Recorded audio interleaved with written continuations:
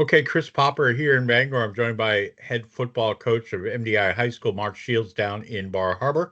We're taping this Friday morning as MDI gets ready to take on the Greely Rangers on the road tonight. Before we look at that, let's look back for a moment or two against the game against Morse last Friday. A nice win by the MDI Trojans against a tough Morse shipbuilder team. And Coach, talk to us a little bit about that game, if you would, please. Yeah, thanks, Chris. Yeah, Morse, we knew coming in, a solid team the year before, very well coached by Coach Darling and his staff. They have some nice athletes that they can get the ball to, and they do a nice job scheming up to get those athletes the football. And, it was a hard fought, especially the first half. I mean, it was 16-8 going into halftime. Yeah. They had a couple nice drives. uh, and one they were able to score on. And, you know, our drive at the end of the first half was huge because there wasn't a lot of time left on the clock, if I remember correctly, and we were able to move the ball down the field and punch it in before the end of the half, which gave us that edge going into halftime. And we knew we were getting the ball coming out in the second half from the kickoff. And fortunately, we had a real nice drive to start the second half. And once we got up two scores, I felt like our kids were really feeling some confidence and our offense was starting to click. And defensively, I thought we played very, very well. Um, so, yeah, it was a hard fought win, but one that we definitely needed. And, still trying to get ourselves into the playoff picture. And that's a win we needed to have.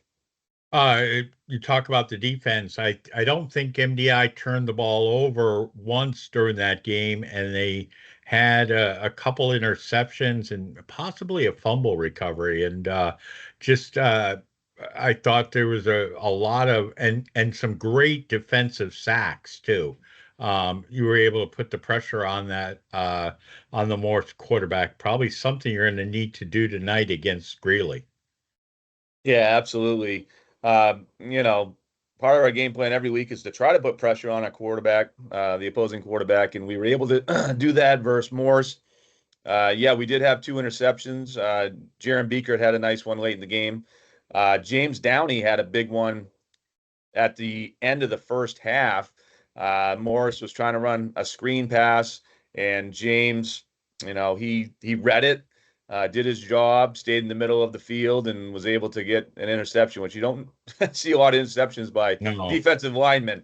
So that was huge going into halftime. And yeah, I mean, takeaways are going to be huge in any game, especially when the teams are really close like we were. And fortunately, we were able to win that battle. One of the things we talked about last week was the MDI kickoff return, and I thought you guys did a very good job in the game against Morse. You compacted the field so that way they couldn't try any pooch kicks, and yet had some good returns as well. Yeah, and like we talked about last week in last week's show, Elias Burns working real hard with that. And, we were hoping to sort of get that team rolling, and it obviously helps with field possession and offensive drives. And we were able to do that versus Morse, which really helped us, get the ball into the end zone ultimately. Did you award a game ball, and if so, to whom? Yep. So Evan McKenzie, who was lights out all night on both sides of the Over ball. over 100 yards rushing. Yeah, it's interesting because he's never been a running back before, and here he is a senior, and we have him at running back, and he was a little apprehensive, and he kept telling me, "Coach, I'm not a running back. I'm not a running back." So when he busted that long one in the second half, I yelled, I said, "Evan, I didn't think you were a running back," and he kind of shrugged and put his hands up. I mean, he's always been lights out defensively. He's one of the best tacklers in the league. You look at the guy; he's like, I think he said he's 145 pounds, but he's a missile. And on the kickoff team, he had some great tackles. Then obviously defensively, he helped us, and but offensively, he's starting to step it up for us, and that was huge. I, I I guess I refer to him as a squirter. I mean, he's not a big guy, like you said, 145 pounds, but he's able to see that hole and then just kind of squirt his way through. And then if he gets into the open lanes, he's gone. Yeah, yeah, absolutely. And he's been working hard at that. Mark Arnold's done a nice job working with our running backs to hit that so-called cutback lane. So you get through the hole, and then you find traffic, try to cut back because everyone essentially is flowing to the ball. And if you can hit that cutback lane, plus we have blockers on the back side trying to make that wall. And he did a real nice job doing that Friday night. All right. So, um, MDI's been battered and bruised. What's the health of the team going into tonight against Greeley? Yeah, I mean, we're about as healthy as we can be. Joey Bennett, we know, is done for the season, which we're all Right. very disappointed about that. Just a tremendous player and a tremendous person. Um, but as far as the team, besides Joey, we're going to suit up almost everybody against Greeley tonight. And, I think everybody's dealing with some injury and the so-called ooey and owies. And so, I mean, not every guy's 100%, but we're about as healthy as we can get at this point. No, that's great.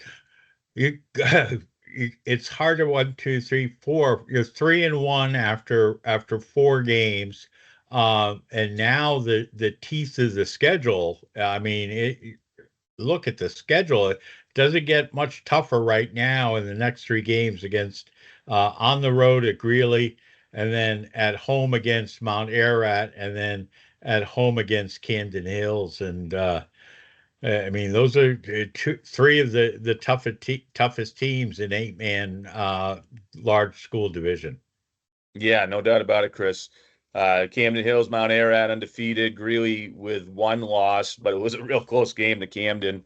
All three of these teams are really, really good football teams. And, it starts tonight with Greeley, and, we're hoping we can go down there and have a good showing and show that we can compete with some of the top teams in our division. And it starts with Greeley tonight.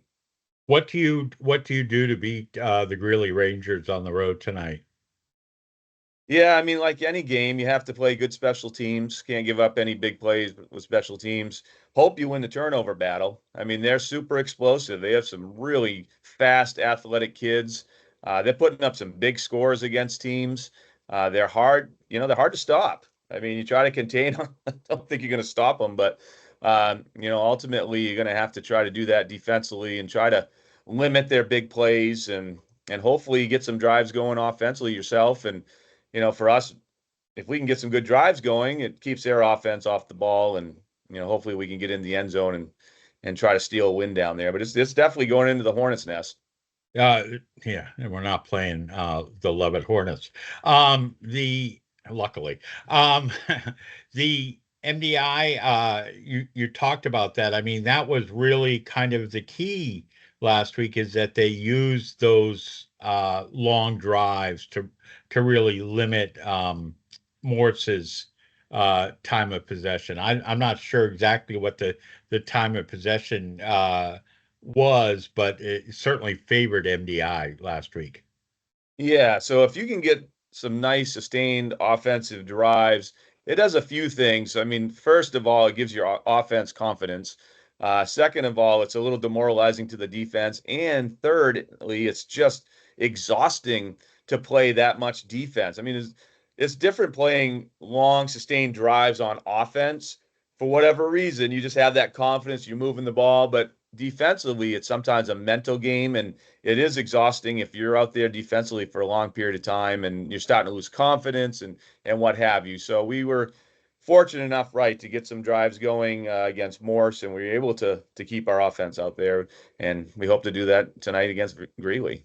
Well, you mentioned, I mean, just on defense, you don't know what the other team's doing. I mean, you're using your best guess, you're reading the plays, but I mean, on offense, you know what the play is, you know what your job is, so that way mentally and well, maybe physically, it's a little easier. But especially in light of the players playing 2 ways, if you can keep their defense on the field it's benefit to you. And just as you were talking, I looked up the stat. The Ranger offense is averaging 40 points a game, and that's with I want to say they only scored 6 points the first game against Camden Hills. So for 160 points after 4 games, they're putting up some numbers, no doubt about it.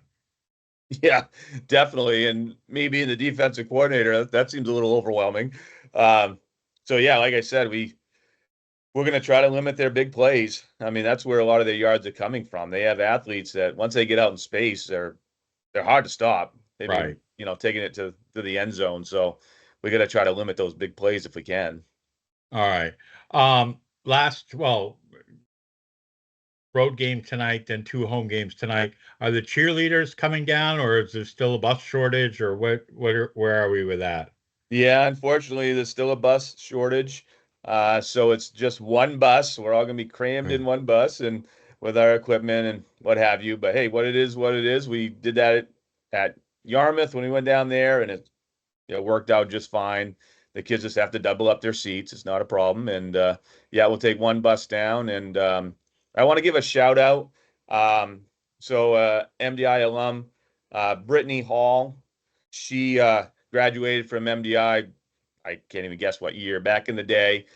Student of mine, and she lives down in Cumberland. Oh, I nice. Yeah, pretty close, I think, to Greeley High School. Her kids play, or at least she has at least one son that plays in the Greeley youth football program, and she's buying pizzas for the team tonight for MDI. Very nice. Because she knows that we have a long trip back, and she wanted to do that for us. So I really, really appreciate that. And the boys love pizza, so that's a win-win for everyone.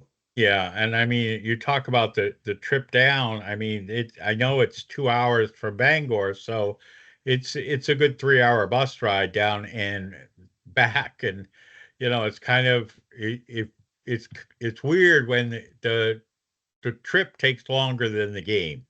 I don't understand it, or I guess, well, I do because that's the way the schedule goes. But it does seem odd that you're traveling longer one way than the actual game time will take. Yeah, it's a crazy league, as far as the demographic for sure, and that's just what large eight-man football is right now, and every school's dealing with it. Right. Well, at least as we said, the next 2 weeks are at home. So, and one of those will be MDI's homecoming. So that's nice to see. All right, Coach, I will see you down on the field tonight. What do you want to say to the fans, and the Yeah, floor once is again, yours. yeah, it's been awesome. We've had some awesome crowds for our home games, and I know our road games are a long trip. I totally understand that, but if you can get down there, I think you'll see a good football game tonight in Cumberland. Um, and maybe you can see it online. I'm not sure what Greeley has for live stream, but yeah, we'll be back next week against Mount Ararat, and then the following week against Camden. So hopefully you can come out and see the Trojans play. All right. Well, even if they don't have it live streamed, you can listen to it on the radio tonight. With the Red Sox season over, we're back on WDEA AM 1370, and of course online at WDEA Internet Radio on our free downloadable app and on any Alexa enabled device. All right, Coach. Have a great day. We'll see you on the field tonight. All right, thanks, Chris.